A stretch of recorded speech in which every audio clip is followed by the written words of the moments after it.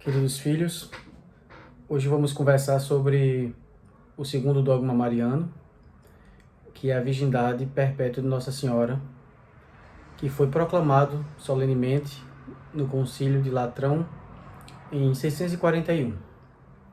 Então esse tema é um tema bem pertinente, porque eu tenho certeza que muita gente tem muitas dúvidas sobre esse assunto, tá? Então, o dogma proclama que Nossa Senhora ela foi virgem antes, durante e após o parto. Então, eu quero começar logo com um questionamento, tá certo? Então, em Mateus, capítulo 1, versículo 25, nós encontramos uma passagem falando de São José, que diz que São José não conheceu Maria até que ela deu à luz ao seu filho, a quem ele pôs o nome de Jesus.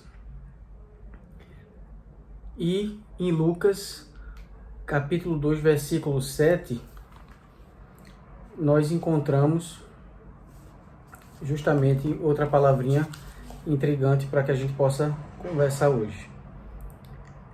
E Maria deu à luz a seu filho primogênito.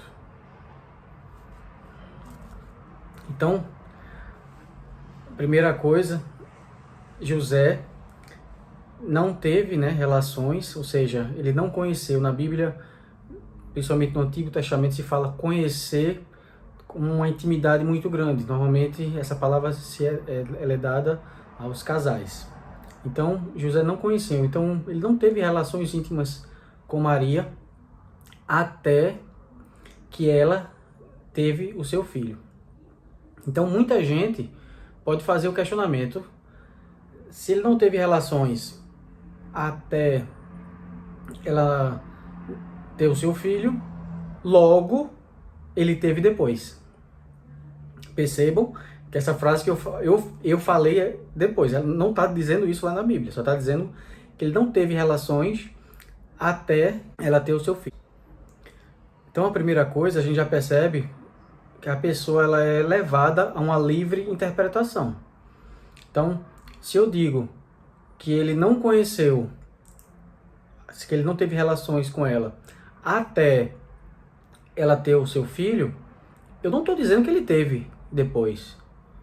Ou então, no instante que ela teve o filho, ele já foi ter relação com ela, então se foi até aquele momento, eu não estou dizendo isso. Eu estou só reafirmando que ele não teve relações com ela até o filho nascer. É a mesma coisa da gente dizer que fulano morreu antes de realizar seus sonhos. Ou seja, ele realizou depois, né? Então, realmente é só uma questão de linguagem apenas. Então, da mesma forma que nós não podemos, com essa frase, dizer absolutamente, a Bíblia está dizendo que teve relações depois, não, a Bíblia não está dizendo isso. Diz que não teve até ali. Tudo bem, eu não posso usar isso para dizer que teve depois. Isso aí é uma interpretação minha, do leitor, tá certo? Então, a mesma coisa no outro versículo que eu leio, sobre que Maria teve o seu filho primogênito. Então, se ela teve o seu filho primogênito, logo ela teve outros filhos. Não. Isso sou eu que estou dizendo, não é uma interpretação, não tem isso escrito. Então, primogênito significa que foi o seu primeiro filho. E por que o autor não escreveu unigênito? Não sei. Quando a gente estiver no céu, a gente vai saber. Mas primogênito, na linhagem judaica, inclusive, o primeiro filho era o consagrado, era o filho que era dedicado a Deus. Então, até na herança ele tinha direitos maiores. Então, ele tem uma cultura em cima do primogênito, e não o unigênito. Para ele não faz sentido. Então, ele coloca lá o seu filho primogênito, que também não está dizendo que ela teve filho depois, tá certo? Então, versículo também bastante conhecido, que pode gerar também discussão sobre esse tema, né? Tem vários, né? Mas eu escolhi só alguns para poder a gente debater aqui. Então, a gente pode encontrar também Mateus 12, 47, bem conhecido esse versículo, que diz assim: alguém diz a Jesus: tua mãe e teus irmãos estão lá fora e querem falar contigo. Percebam que não diz a mãe, tua mãe e os filhos dela. Tua mãe e teus irmãos. Então, minha gente, na Bíblia, principalmente na língua aramaica, na linguagem de Jesus, não existia muitas denominações para os parentes. Nós, na língua portuguesa, nós temos uma língua muito rica, né? Nós temos até o tal do concunhado, né? Vocês sabem o que é concunhado? Então, a gente tem essa palavra, né? Eles não tinham. Então, eu era pai, mãe, irmãos. Então, todos os parentes eram irmãos.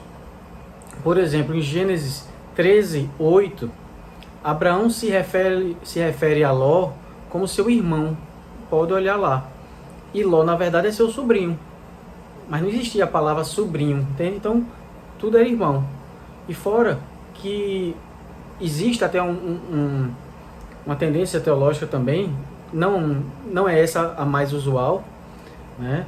Que de repente, se fosse verdadeiramente irmão de Jesus, poderia ser irmãos por parte de São José de um casamento antes de Nossa Senhora. É uma corrente, mas não é a mais aceitável. Por quê? Justamente em João, né, capítulo 19, versículo 26 e 27. Jesus está na cruz. Jesus é um moribundo, está morrendo, está nas últimas. Quem está ali? Maria e João. João não era seu irmão. Na pior das hipóteses, um parente próximo, talvez ali um primo. A gente pode ver isso em outros vídeos, mas João não era irmão de Jesus. Isso aí é bem claro. Se João está ali na cruz e Jesus diz: mulher, eis aí teu filho, filho, eis aí tua mãe. E o discípulo começou a tomar conta dela a partir daquele momento. Levou ela para sua casa. Minha gente, se Jesus tem outros irmãos, ele vai confiar sua mãe a um estranho? E outra coisa, a gente está falando da lei judaica. A lei judaica existe toda uma hierarquia. Se o filho primogênito morre, né, o segundo filho, ele assume o papel do líder, do chefe daquela casa, visto que Maria já era viúva. Então, isso era natural. Então, Jesus não precisava entregar ela a um parente, vamos dizer, levando em consideração que seja um parente próximo ou um pouco distante. Jesus não precisava levar isso, porque ela ia ter os irmãos dele que iam cuidar dela. Então, isso é óbvio, né? Então, Maria, ela é virgem antes, durante e após o parto. Então, um tempo atrás, bem tempo atrás, eu ficava pensando justamente isso. Mas ela não era casada com São José? Por que ela não poderia ter outros filhos? Ela poderia, ela era casada. Mas Maria era uma mulher que era completamente consagrada ao Senhor. Aquele ventre dela se transformou o primeiro sacrário que guardou Jesus. Se a terra que Jesus andou a gente chama de Terra Santa, imagina o ventre que gerou ele por 9 meses, que alimentou, que cuidou dele. Então, não é um desmerecimento do matrimônio, do casamento, não, muito pelo contrário. É uma valorização da pessoa de Maria, como sempre voltada para Jesus. Então, por ela ter guardado Jesus e ter gerado Jesus no seu ventre o seu corpo se tornou ultra hiper sagrado, e ela não teve relações alguma com José, porque ela era inteiramente consagrada, e José também entendeu que a missão dele era cuidar de Jesus, como uma família. Eu sei que pode gerar várias dúvidas, mas fique à vontade. Pode comentar, pode perguntar, que nós vamos responder. E o importante é que você entenda que Maria, ela é sempre virgem.